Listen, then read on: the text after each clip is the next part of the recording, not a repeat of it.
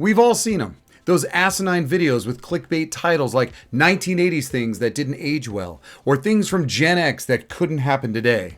How can they talk so poorly about the greatest generation? Well, I'm here to turn it all on its ear. So join me as I flip the script.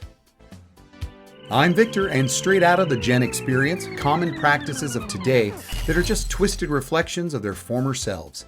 Not given a second thought by many a modern man or woman, a time traveler from the past could do nothing but deem them unacceptable. As long as those didn't age well videos keep coming, it's fair game to showcase things today that would be considered unacceptable during the Gen Experience. And if you happen to agree, then you should click like and even subscribe for more great content.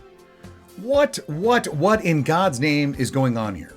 One look at this, and moms and dads of the 70s and 80s would have just stopped at the corner of the school grounds, opened the door, kissed you goodbye, and told you not to be late, if they drove you to school at all.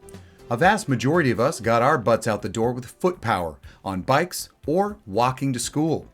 Just because families can afford more than one car these days doesn't mean everybody needs to drive their kids to school. I assume parents are totally freaked out about their kids getting snatched off the street corner. Justified. It's not impossible, but many won't believe the modern stats that show we live in a far safer time than when I was a boy. It's just we're witnessing everything, everywhere, all at once, and that makes a difference. Don't misunderstand, abduction is very real, and more commonly done by someone you know. Maybe parents should turn their attention to their kids' internet presence to monitor for online predators, because luckily, we had stranger danger training on our side. From our parents, books, cute mascots, games, or guest speakers, who didn't beat around the bush that if you didn't heed these warnings, you would end up on a milk carton. Never to see your parents again. For better or worse, this had us kids ever vigilant. Are these tactics still used today? Like in times past, there are those that live too far from the school, and there's even schools right off the busiest streets. For that, there's a bus. Use them, that's what they're there for. But just as before, some areas aren't serviced by buses. And if you couldn't ride your bike, well then those are the kids that got dropped off, not the entire population, because who's got time for those maddening, intersection blocking, road rage inducing pickup and drop off procedures expected nowadays? That wouldn't fly in the 70s or 80s, and don't try to convince me you love it. I know you'd be lying.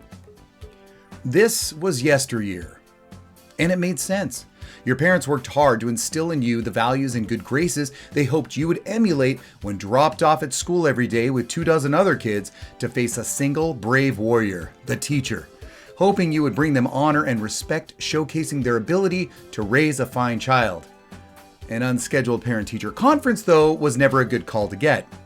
These were not meant to sing your praises, but ask for the parents' help regarding your behavior at school, behavior or performance that the teacher was at their wits' end about. The longer the parent-teacher conference was, the worse it was going to be for you. All while you were getting the side-eye from your mom, if you were allowed to be there at all. You got prepared for the ride home. The angry tone of disappointment from your father before mom laid down the grounding. No car? No TV? No going out for 2 weeks?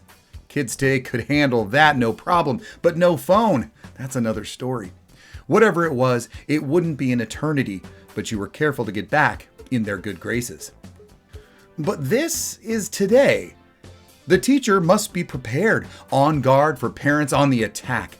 Parents unwilling to listen, assuming their child had to be provoked, or just simply blind to their prince or princess had been anything but an angel.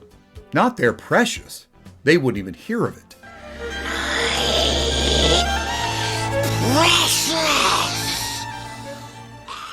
What used to be an embarrassment for a parent is now a call to arms. The child can do no wrong, and instead of working with the teacher for a solution, it's somehow easier for them to get online with a battle cry for a teacher's resignation through social media.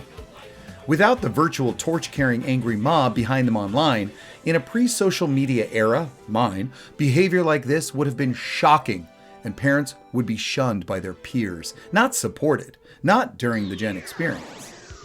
Some things haven't changed. You hear a lot about screen time these days. In the 70s and 80s, mom still hated it when we spent too much time in front of the screen. Our TV screen. It was bad for our eyes. You know, you never really hear about that anymore. Was mom wrong, or has that been proven otherwise? So it's no surprise that when sitting down for dinner, the TV didn't join us. Perhaps on a special occasion the set was on, but dinner was time for everyone to get reacquainted.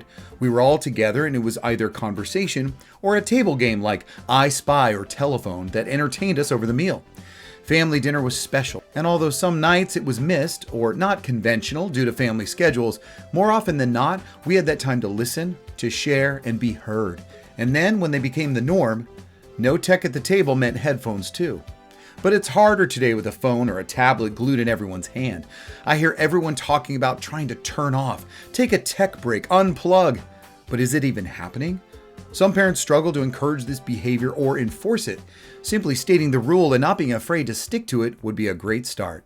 We once made time for one another and engaged on different levels, in person. Better for mental health? What do you think? It was so exciting to go out to dinner when I was a kid, a rare treat. Considered upscale dining with kids, Sambo's and Denny's were waiting for us.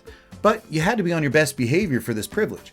My parents were smart enough to know that taking kids to a fancy restaurant was not only out of question financially, but socially as well.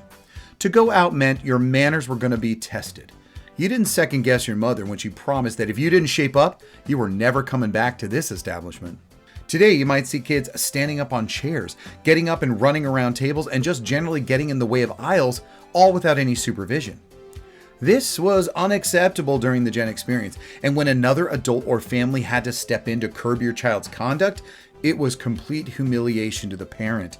It is not uncommon today to watch as parents continue to sip their drink and converse while their children run amok in public places.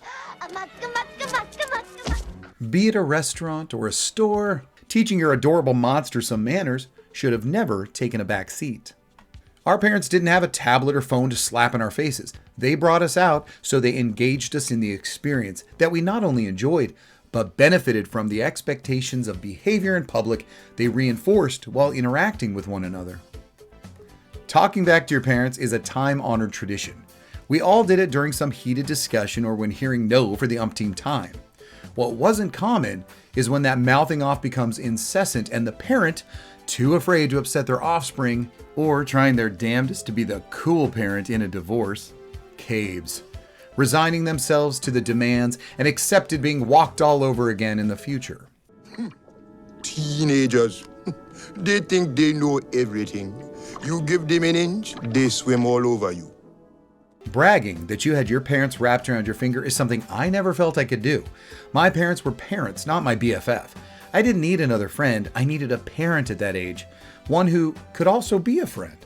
Yes, we could talk to our parents in the 70s and 80s, contrary to popular belief, in a respectful and professional manner, of course. The results could change, but more often than not, the decision was the same and final. You often hear today, what if my kids get mad at me? So what? Kids get angry at their parents. It's healthy and comes with the territory. And when your child gets over it and grows up, you can feel proud that you did them right. Is there anything wrong with this system? I ask you. It worked for millions of us. We certainly had some fashion faux pas and our share of wardrobe malfunctions in the 70s and 80s, but have you ever heard of Spirit Week? I'm not sure they're as fun as they used to be, but that was the only time you were going to see another person in public wearing their pajamas. Nightwear is not for running errands, going shopping, or eating out with friends. Have we lost all our pride in ourselves and our appearance?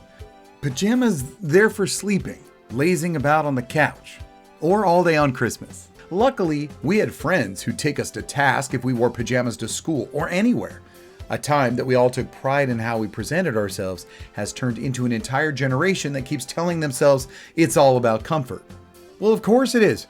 You think we weren't comfortable? Just look at us. We were more than comfortable in our rad 80s clothes. We were awesome.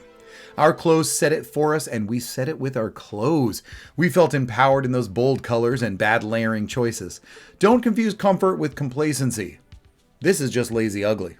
Now get out of those SpongeBob pajama bottoms and misshapen dirty shirt combined with Tevas and socks, and try dressing the part you demand the world to see you as, the role you expect them to treat you like. Newsflash, it's not going to happen in that. You bored? Go outside. Call a friend. Play a game. Go to the library. Take a walk. Look at all this stuff you got to play with. How can you be bored? Your parents weren't there to entertain you 24/7, and they let you know. But that is exactly what kids expect today, and parents feed right into it.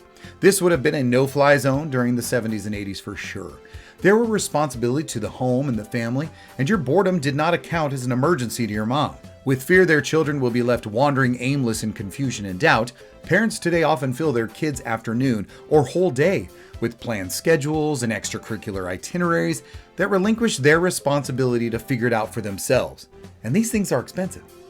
If left to their own devices, just not these devices, they might start using their imagination. And who knows, they might discover something they love. Your kids will figure it out. They have the power and will make things happen on their own. We had to be careful when we complained about being bored. There was always something to do in the house, and if we didn't get our ass up and make it happen for ourselves, Mom was happy to assign us something. Chores. Wait, what do you mean no chores? Chores are a way of life, a rite of passage. For all our parents did for us, they thought it was only fair we share in the domestic responsibilities. And imagine, you might learn a life lesson or two for the future. A well-trained child can be taught to be helpful around the house. Be careful. Don't hurt Daddy, darling.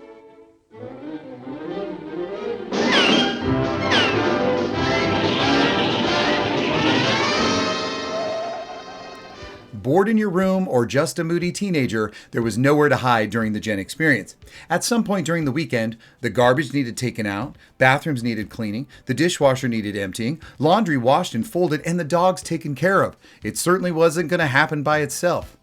It always sounded much worse than it was. Your day was never spent, and while complaining, you learned life skills you needed as an adult without even knowing.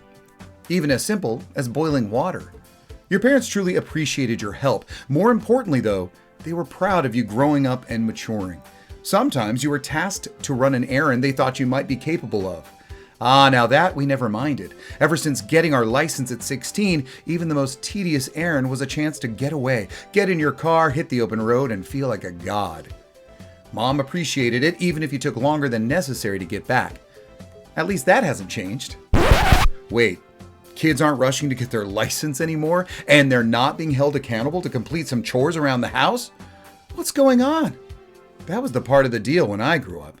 They helped you learn to drive, get a license, and drive their car. Phenomenal cosmic power! But that came with a price. You were now obliged to run to the store, pick up a sibling, or drop something off at a friend's house.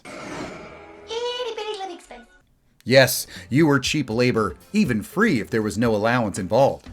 If anyone out there says, you don't have children for slave labor, you're right. But you gotta admit, it's an added bonus. And just think how prepared your kid will be for the future. Well, I'm sure some of you have something to say, and some of it will be the same old thing. But come on, be kind. But I welcome anyone who wants to add additional things they believe are normal ways of life today that, for better or worse, were unacceptable in the 70s and 80s. Like scheduled play dates, bringing kids right into R-rated movies when you used to have to sneak in. And how about those beauty regimens for 10-year-olds now? What?